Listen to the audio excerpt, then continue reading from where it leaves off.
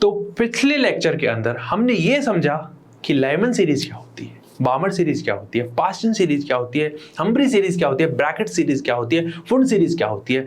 मतलब हमने कहीं ना कहीं हाइड्रोजन स्पेक्ट्रा के बारे में समझ लिया। आपको कहीं ना कहीं इतना तो याद होगा कि अगर कोई भी, मैं आपको यहां पर डिफरेंट लेवल्स अगर बना के दिखाता हूं तो आपको ये पता है ये n इक्वल टू 1 है, ये n इक्वल टू 2 है, ये n इक्वल टू 3 है, ये n इक्वल टू 4 है, ये n इक्वल टू 5 है और यहाँ पर हम 6 बना सकते हैं। तो आपको पता है अगर कोई भी जो लेवल से, मतलब कोई भी इलेक्ट्रॉन है बेसिकली उसका इस तरीके से वो आता है, मतलब 6 से अपने पास 1 में आ रहा है, ठीक है, 5 से 1 में आता है, 4 से 1 में आता है, 3 से 1 में आता है, 2 से 1 में आता है, तो इसको हम क्या कहते हैं, लाइमन सीरीज कहते हैं। अगर वो 6 से 2 में आता है, मतलब कोई सा भी एनर्जी लेवल हो उसमें, उससे रिजल्टेंट वो 2 लेवल के अंदर आ रहा है, मतलब energy level n equal to 2 है उसके लिए, उस लेवल में अगर आता है तो उसको हम कहते हैं, उस सीरीज के लिए, उस सीरीज का जो नाम होता है दैट इज बामर सीरीज। ऐसी पास्टन सीरीज है, ऐसी ब्रैकेट सीरीज है, ऐसी हमारी वुंड सीरीज होती है, ऐसी अपनी हम्बरी सीरीज होती है। लेकिन अगर आपको मैं ये कहूं कि अगर मैं आपको 2 लेवल दूं, इलेक्ट्रॉन कहां से आ रहा है, मान लीजिए n इक्वल टू 6 से 1 के अंदर आता है, अगर आपको वहां पर नंबर ऑफ स्पेक्ट्रल लाइंस निकालनी हो, क्या आप निकाल सकते हो? मेरा क्वेश्चन आपको समझ में आया या नहीं आया कि नंबर ऑफ स्पेक्ट्रल लाइंस कैसे निकालेंगे? तो इसका बाकायदा फॉर्मूला होता है। क्या फॉर्मूला होता है, मतलब जो ये क्वेश्चन मार्क है उसका मैं आपको आंसर दे रहा हूं, इसका जो आंसर है वो क्या रहेगा, इसका फॉर्मूला ये है कि n2 minus n1 into n2 minus n1 plus 1 divide by 2। This is the formula. मतलब n2 आपको पता है, n1 पता है आपको n2 माइनस n1 का डिफरेंस निकालना, मतलब n2 और n1 का डिफरेंस निकालोगे आप, तो उसको एक बार तो आप डिफरेंस निकालो और एक बार डिफरेंस प्लस 1 कर देना और दोनों को मल्टीप्लाई डिवाइड बाय 2। अगर मैं एग्जांपल के लिए आपसे ये कहूं, जैसा मैंने एग्जांपल क्या लिया था कि अपने पास में 6 से कोई 1 में आता है, इसका मतलब इसको मैं n2 कहूंगा, इसको मैं n1 कहूंगा। यहां पर अगर आपको नंबर ऑफ क्या निकालनी है, स्पेक्ट्रल लाइंस निकालनी है, कैसे निकालोगे माय डियर फ्रेंड्स? तो फॉर्मूला है आपके पास में, यहां पर n2 पता है आपको, n1 पता है, मतलब 6 minus 1 into 6 minus 1 plus 1 divide by 2 हो जाएगा, मतलब ये 5 हो जाएगा, इनटू ये कितना हुआ 5 प्लस 1, इसका मतलब 6 डिवाइड बाई 2 बराबर कितना होगा 30 divide by 2 is equal to कितना हुआ 15। मतलब आपको यहां पर 15 स्पेक्ट्रल लाइंस देखने को मिलेंगी। कितनी स्पेक्ट्रल लाइंस देखने को मिलेंगी? 15 स्पेक्ट्रल लाइंस देखने को मिलती है। आगे मैं आपको एक कंसेप्ट दिखाऊंगा कि स्पेक्ट्रल लाइंस बेसिकली अपन बात करते हैं कि जो देखिए एक स्प्लिटिंग ऑफ स्पेक्ट्रल लाइंस का कंसेप्ट आता है कि जैसे एक स्पेक्ट्रल लाइन है वो इलेक्ट्रिक फील्ड के अंदर या फिर मैग्नेटिक फील्ड के अंदर जाके स्प्लिट हो जाती है, तो रिजल्टेंट अपने आपको क्या मतलब यहां पर और भी स्पेक्ट्रल लाइंस देखने को मिलती है। वैसे अगर आप यहां पर देखो तो क्या है, एक ये रही लाइन, एक ये रही, एक ये रही और एक ये रही, एक ये रही, कितनी हुई टोटल 1 2 3 4 एंड 5, मतलब 5 है यहाँ पर। ये 15 कैसे आई? तो 15 इस वजह से आई क्योंकि ये जो स्पेक्ट्रल लाइंस है रिजल्टेंट आगे जाके क्या करेंगी, स्प्लिटिंग करेंगी। बट ये जो कंसेप्ट होता है आपको 11th क्लास में 12th क्लास में इतना नहीं होता है। आप जब बीएससी करोगे, मतलब मैं तो चाहूंगा आप डॉक्टर बने, लेकिन बहुत सारे ऐसे बच्चे हैं जिनका ड्रीम रहता है कि आपको केमिस्ट्री के अंदर कुछ करना है, फिजिक्स के अंदर कुछ करना है, तो एमएससी करते हैं आगे जाके। तो जब एमएससी करते हैं केमिस्ट्री के अंदर तो वहां पर आपको कंसेप्ट मिलते हैं कि स्प्लिटिंग ऑफ स्पेक्ट्रल लाइंस कैसे होगा। आपको यहां पर तो इतना ही समझना है कि जीमान इफेक्ट क्या होता है और इलेक्ट्रिक इफेक्ट क्या होता है, उसके बारे में बताएंगे, जो कहीं ना कहीं लिमिटेशन ऑफ बोर मॉडल के रूप में और आती है कि बोर मॉडल जो है वो कैसे जो स्पेक्ट्रल लाइंस है वो स्प्लिट करती है, उनके बारे में नहीं बता पाए थे। ये चीज है, तो बहुत ही आसान सा फॉर्मूला है, आई थिंक आप निकाल सकते हो। आप क्वेश्चन की प्रैक्टिस करते हैं जरा यार। अगर मैं ऐसा कहूं 7 से कहां पर आया, 2 में आया एक बार। अगर मैं आपसे ये कहूं 5 से 3 के अंदर आया, और अपने पास में यहां पर कौन है बेसिकली 6 से 2 के अंदर है। तो ये कॉम्बिनेशन है। यहाँ पर आपको सबसे पहले तो ये आइडेंटिफाई करना पड़ेगा कि इसमें N2 कौन है, N1 कौन है। बहुत आसान है। मोर एनर्जी लेवल मतलब जिस लेवल की एनर्जी ज्यादा होती है उसको N2 कहते हैं, और जिसकी कम होती है उसको N1 कह देते हैं। ठीक है, तो ये N2 हो गया मेरा, ये N1 हो गया, और ये N2 है मेरा, ये N1 है। ठीक है, तो resultant number of spectral lines बराबर कितना डिफरेंस आ रहा, 5 × 6 / 2 बराबर कितना होगा,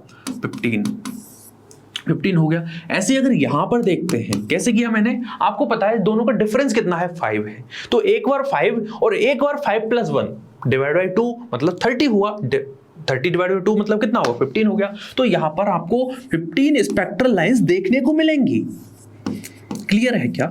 यहां पर बताइए जरा, यहां पर कितना डिफरेंस आ रहा है, 2 × 3 / 2 कितना हुआ, यहां पर आपको देखने को मिलेंगी 3 स्पेक्ट्रल लाइंस। यहां पर देखिए जरा, यहां पर 4 × 5 / 2 बराबर 10 स्पेक्ट्रल लाइंस आपको देखने को मिलेंगी।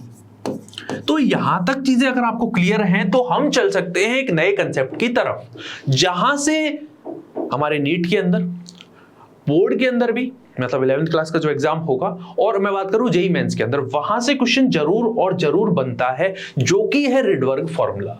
क्या होता है रिडबर्ग फॉर्मूला और कैसे अपन यूज करते हैं? तो रिडबर्ग फॉर्मूला जो है वो बेसिकली हमारा जो फॉर्मूला ये वाला क्या है, कहां है, Hc/1/λ = Rz²। ये वाला जो फॉर्मूला, अगर मैं यहां पे 1 लिख देता हूं, 1/λ = Rz² into 1/n1² - 1/n2²। This is actually known as the Rydberg formula। क्या कहते हैं इसको? इसको कहा जाता है Rydberg formula। लेकिन हमारे दिमाग में ये आना चाहिए कि Rydberg formula निकालना कैसे है। तो आप जानते हो, अगर मेरे पास में 2 एनर्जी लेवल हैं, ये N1 है, ये N2 है, इनका कुछ ना कुछ क्या होगा, एनर्जी डिफरेंस होगा। आपको पता है एक्साइटेशन एनर्जी चाहिए होगी, वो एक्साइटेशन एनर्जी मैं कैसे निकाल सकता हूं, EN2 - EN1। अब बात ये आती है कि यहां पर जो EN2 है, जब हमने कैलकुलेशन करी थी, डेरिवेशन किया था एनर्जी लेवल का, एनर्जी का फॉर्मूले का, तो वहां पर हमने कहीं ना कहीं इस फॉर्मूले को यूज करा था। तो वही चीज मैंने यहां पर लिखी है, एक बार N2 के टर्म में, एक बार N1 की टर्म में, दोनों का डिफरेंस निकाला। फिर क्या हुआ, यहां पर 2π² mkz² mk² z²e⁴ को मैंने कॉमन ले लिया, इनटू 1/n1 1/n1² - 1/n2²। ये चीज अंदर की तरफ चली गई। फिर क्या हुआ, हमने एक चीज और पढ़ी है कि जो डेल्टा E है या E जो है वो कहीं ना कहीं hν के बराबर होती है, और ν की वैल्यू c/λ होती है। तो ये जो चीज है मैंने यहां पर पुट करी hc/λ। फिर क्या हुआ, h से h कैंसिल आउट हो गया। रिजल्टेंट हमने क्या किया, इसको एस समझो, इधर मैंने क्या लिखा, hc/λ। ऊपर क्या है वैल्यू, 2π² mk² z²e⁴/h²। क्या हुआ यहाँ पर, h से h कहीं ना कहीं अपने पास का hc/λ, तो ये क्या हो जाएगा, h²। तो रिजल्टेंट ये जो टर्म है, z को छोड़ दो, जो चीज बच रही है अपने पास में, उस सारी चीज को हम क्या मान लेते हैं, r मान लेते हैं, जो कि है रिडबर्ग कांस्टेंट। अरे ऐसा समझो, इधर z² है ना, z² के अलावा जो चीज दिख रही है आपको, उसको हम क्या मान लेंगे, यहां पर रिडबर्ग कांस्टेंट मान लेंगे। अब रिडबर्ग कांस्टेंट जो होता है कहीं नहीं कांस्टेंट है, तो इसका मतलब इसकी कुछ ना कुछ तो वैल्यू होगी। एक तो होती है r की वैल्यू, एक होती है 1/r की वैल्यू। एग्जाम में क्या करते हैं एग्जामिनर जनरली, वो आपसे कभी कभार लैम्बडा की वैल्यू निकलवा लेता है, कभी कभार आपसे न्यू बार की वैल्यू निकलवा लेता है, जो कि 1/λ के बराबर होती है। फॉर्मूला लिखते हैं हम, फॉर्मूला क्या है, 1/λ = Rz² into 1/n1² minus 1/n1² minus 1/n2²। ये होता है किसका फॉर्मूला, रिडबर्ग फॉर्मूला। या फिर अगर आपको ये चीज निकालनी, 1/λ की वैल्यू निकालनी है, जिसको हम न्यू बार भी कहते हैं, वेवलेंथ निकालनी है, तो यहां से आप निकाल सकते हो n1²। ठीक है, अब चीज ये है r जो है दैट इज रिडबर्ग कांस्टेंट। दो वैल्यूज की आपको याद होनी चाहिए। एक तो r की वैल्यू क्या होती है, अगर आपसे r की वैल्यू पूछ रहा है तो आप बोलोगे 109,678 सेंटीमीटर इनवर्स।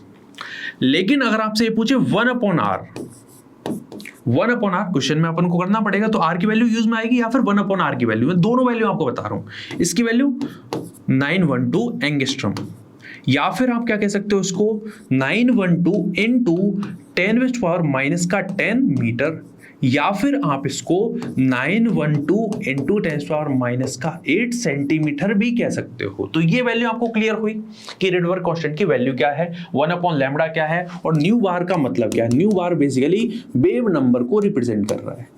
लैम्बडा किसको रिप्रेजेंट कर रहा है? Lambda is basically wavelength. ठीक है, तो ये चीज आपको पता होनी चाहिए। और यहां पर n1 और n2 का बात होती है, बेसिकली n1 डिसाइड करो, n2 डिसाइड करो। r की वैल्यू पहले से अपने पास में है, z होगा कहीं ना कहीं, अरे किसी ना किसी एटम के रेस्पेक्ट में पूछेगा, तो z क्या है? Atomic number. अब बहुत सारे महानुभाव होंगे जिनको पता भी नहीं होगा कि z यहां पर एटॉमिक नंबर की बात चल रही है, लेकिन मुझे विश्वास है आप अच्छे बच्चे हो, एटॉमिक नंबर पता होगा यार, जेड से रिप्रेजेंट करते हैं। तो ये चीज आई थिंक आपको समझ में आ गई होगी। इस पे जो क्वेश्चन है वो करेंगे जरूर, लेकिन इस लेक्चर में नहीं। उससे पहले अपन बात करेंगे लिमिटेशन की। तो लिमिटेशन ऑफ बोर मॉडल बहुत इंपॉर्टेंट है। माना कि Bohr model is the best model to understand the atom, लेकिन कहते हैं चांद में भी दाग होता है, उसी तरीके से यहां पर भी कुछ दाग हैं जिनको हम कहते हैं लिमिटेशन या फिर ड्रॉबैक। सबसे पहला ड्रॉबैक जो है बोर मॉडल का वो ये है कि जो बोर मॉडल था that is applicable to mono electronic species, मतलब ये हाइड्रोजन पे एप्लीकेबल होगा, ये हमारे हाइड्रोजन पे एप्लीकेबल होगा, हीलियम प्लस पे एप्लीकेबल होगा, लिथियम 2+ पे एप्लीकेबल होगा, बेरिलियम 3+ पे एप्लीकेबल होगा, बोरॉन +4 पे एप्लीकेबल होगा। मतलब कहने का ये है that is applicable to mono electronic species. Hydrogen पे एप्लीकेबल हो जाएगा, लेकिन अगर आप ये कहो हीलियम पे एप्लीकेबल करवाना है तो ये कह देगा नहीं हो पाएगा, हमसे तो बिल्कुल नहीं हो पाएगा। ठीक है, तो बोर मॉडल की एक पहली लिमिटेशन ये है। दूसरी लिमिटेशन क्या है कि जो बोर मॉडल है ये कहीं ना कहीं जो स्प्लिटिंग होती है स्पेक्ट्रल लाइंस की, जो स्प्लिटिंग होती है स्पेक्ट्रल लाइंस की, तो इनके बारे में नहीं बता पाता है। स्प्लिटिंग ऑफ स्पेक्ट्रल लाइंस कैसे होती है ये नहीं बता पाता है। मतलब अगर आप अब देखो यहां पर दो चीजें लिखी हुई हैं कि अगर मैं बात करूं किसी भी स्पेक्ट्रल लाइंस की, अगर वो स्प्लिटिंग इलेक्ट्रिक फील्ड के अंदर होती है उसका नाम होता है स्टार्क इफेक्ट। ये जो इफेक्ट था सबसे पहले स्टार्क नाम के साइंटिस्ट ने ऑब्जर्व किया था, इसी वजह से उनके नाम पे स्टार्क इफेक्ट पड़ गया। दूसरा इफेक्ट होता है जीमान इफेक्ट। ये किसने ऑब्जर्व किया था? तो जीमान नाम के साइंटिस्ट थे, उनके नाम पे पड़ गया। तो स्प्लिटिंग ऑफ जो स्पेक्ट्रल लाइंस है that is due to the electric field, तो उसको कहते हैं Stark effect. That is due to magnetic field, Zeeman effect. तो इनके बारे में हमारे जो साइंटिस्ट थे बोर सर, नील्स बोर, वो नहीं बता पाए थे। अगली चीज यहां पर देखो एंगुलर मोमेंटम, मतलब एम्पियर कितना होता है NH/2π। इसके बारे में भी उन्होंने बहुत ज्यादा अच्छा एक्सप्लेनेशन नहीं दिया था, मतलब इसको एक्सप्लेन कहीं नहीं किया है, ये एक्सप्लेन नहीं किया है। अगली चीज इन्होंने भाई साहब ने क्या किया है, कहां से थ्योरी स्टार्ट हुई है, इन्होंने क्लासिकल लॉ ऑफ फिजिक्स जो कि है कूलम्बिक लॉ ऑफ अट्रैक्शन, इसको रिलेट किया था क्वांटम थ्योरी के साथ में, लेकिन उसका बहुत ज्यादा थ्योरेटिकल एक्सप्लेनेशन इनके पास में नहीं था, ना ही इन्होंने दिया था। इसका मतलब ये भी इनकी एक लिमिटेशन है। अगर आप ये कहो कि फाइन स्ट्रक्चर ऑफ जो स्पेक्ट्रल लाइंस है ये भी इन्होंने नहीं दी थी, ना ही इनके पास में कोई थ्योरेटिकल एक्सप्लेनेशन इस चीज का था। किसका बात कर रहा हूं अपन? थ्योरेटिकल एक्सप्लेनेशन इस चीज का नहीं था। तो ये कुछ इसकी लिमिटेशन है। बाकी जो चीज आज के लिए इंपॉर्टेंट थी that was the Rydberg formula, और ये जो रिडबर्ग फॉर्मूला है वो क्या है अपने पास में 1/लैम्बडा that is equal to nu bar, ये किसके बराबर होता है RZ² इंटू 1/N1 का स्क्वायर माइनस 1/N2 का स्क्वायर। अब एक चीज है, ये है हो सकता है हमारा एग्जामिनर दयालु हो, वो क्या करेगा, आर की वैल्यू दे देगा, कितना दे देगा 109,678 सेंटीमीटर इनवर्स, लेकिन अगर 1/r की वैल्यू भी दे सकता है, 1/r की वैल्यू दे देगा, कितनी दे देगा 912 एंगस्ट्रॉम। इसको सेंटीमीटर में कन्वर्ट कर सकते हैं, मीटर में कन्वर्ट कर सकते हैं, लेकिन बहुत सारे एग्जामिनर ऐसे होंगे भाई साहब नहीं देंगे। तो मैं आपसे ये कहूंगा आर की वैल्यू जो कि रिडबर्ग कांस्टेंट है याद करके हमको जानी है, क्योंकि नहीं याद करोगे एक क्वेश्चन छूट जाएगा, हो सकता है डॉक्टर बनने का सपना छूट। तो इस वजह से इस तरीके की गलती हमको नहीं करनी, ठीक है, अच्छी तरीके से पढ़ाई करनी है। बाकी एक काम आपसे मैं कहना चाहूंगा कि ऐप डाउनलोड कीजिए, आपको एनुअल पीपीटी वहीं पे मिलेगी, डीपीवी वहीं मिलेगी। ऐप कैसे डाउनलोड करना है, प्ले स्टोर, सभी यार आजकल तो मोबाइल यूज करते हैं, बहुत सारी ऐप डाउनलोड करते हैं, इसको यूज करोगे, प्ले स्टोर को डाउनलोड करना इजीली ऐप, वहां पर अपना मोबाइल नंबर डालना, मोबाइल नंबर डालने के बाद में आपको यहाँ पर ओटीपी मिलेगा, कुछ जनरल डिटेल्स है, आपको ये तो पता ही होगा कि वैसे अपना नेम क्या है, ईमेल आईडी क्या है, जेंडर क्या है, लोकेशन क्या है और फोन नंबर क्या है, ओटीपी डालना। फिर मेन इंपॉर्टेंट जो चीज है कि कोर्स के लिए एनरोल कैसे करना है, तो सबसे पहले आपको जाना इस वाले ऑप्शन के अंदर, क्या दिख रहा है, कॉम्पिटिटिव एंड प्रोफेशनल एग्जाम। इसको आप टिक करोगे, टिक करने के बाद नेक्स्ट दबाना, और नेक्स्ट दबाने के बाद में आपको प्रारंभ नीट में जाना है, इसको टैप करना, टैप में आपको नीट वाला ऑप्शन दिखेगा और नीट वाले ऑप्शन को टिक करने के बाद नेक्स्ट जाना और यहां पर आपको 11th क्लास टिक कर लेनी है। क्लियर है? फिर लास्ट में आपको कोर्स में यहां पर एक चीज और दिखेगी कि यार कोर्स की जो प्राइस है दैट इज 8,999 दिख रही है नहीं। कोर्स की प्राइस भाई साहब कुछ है ही नहीं, जीरो कॉस्ट है।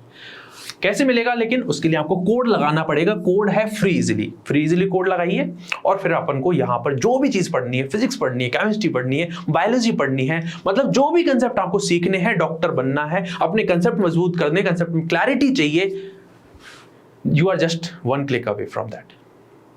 केमिस्ट्री दबाओ, स्ट्रक्चर और पैटर्न का कोई टॉपिक पढ़ना है कि सर मुझे ये टॉपिक पढ़ना है, ठीक है, दबाओ बिल्कुल, ठीक है। उसके बाद में आपको एनोटेड पीपीटी दिखेगी उधर डाउनलोड मटेरियल के अंदर, आपको डीपीपी भी दिखेगी, वो भी आपको मिल जाएगी। तो डीपीपी आपको लगानी है, लेकिन हो सकता है आपको डाउट आए, और डाउट आना अच्छी बात है। मैं हमेशा कहता हूं कि भाई साहब अगर आपको कोई आपने टॉपिक पढ़ा, आपको उसमें डाउट नहीं आ रहा है, मतलब आपने टॉपिक अभी सही तरीके से नहीं पढ़ा है। क्योंकि डाउट आना ये बात की मतलब एक इंटेंशन होती है, मतलब क्या एक सिंबल होता है कहीं ना कहीं कि आपको चीजें समझ में आ रही, तभी तो आपको डाउट आ रहा है। इसका मतलब अगर डाउट आ रहा है तो उसको सॉल्व कैसे करेंगे? डाउट वाले ऑप्शन में जाना, अपना जो भी डाउट है यहाँ पे क्लिक करना, मोबाइल के अंदर पोस्ट करना, हमारी टीम आपको बहुत जल्द से जल्द आपका डाउट क्लियर करेगी। बाकी हमें साथते रहिए, पढ़ते रहिए। Thank you very much.